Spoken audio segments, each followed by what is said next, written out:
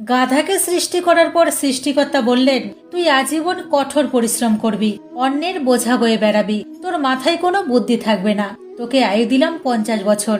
গাধা বলল, সে কি, এত কষ্ট করে এত দীর্ঘদিন বাঁচতে চাই না, দয়া করে আমার আয়ু কমিয়ে 20 বছর করে দিন।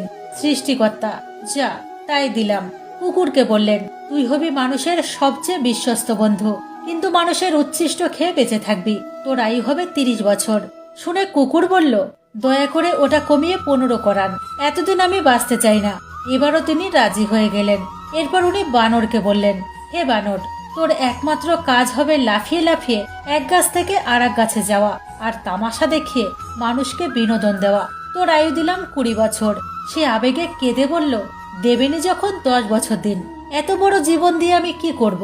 এরপর মানুষকে বললেন, তুমি হবে সৃষ্টির শ্রেষ্ঠ জীব, সবচেয়ে জ্ঞানী এবং বিচক্ষণ, তোমার আয়ু হবে 20 বছর।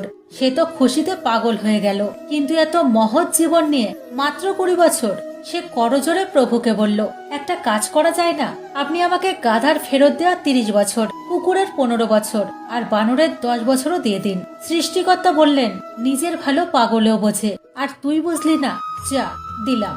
সেই থেকে মানুষ সুন্দরভাবে বাঁচে 20 বছর, পরে 30 বছর গাধার মতো সংসারের বোঝা টানে, তার পরের 15 বছর ছেলেমেয়েরা যা দেয় তাই খেয়ে বেঁচে থাকে কুকুরের মতন, আর তার পরের 10 বছর বানরের মতো কখনো এক সন্তানের বাড়ি তো কখনো আর এক সন্তানের বাড়িতে ঘোরে, আর নাতি নাতনিদের বিনোদন দেওয়াই হয় তাদের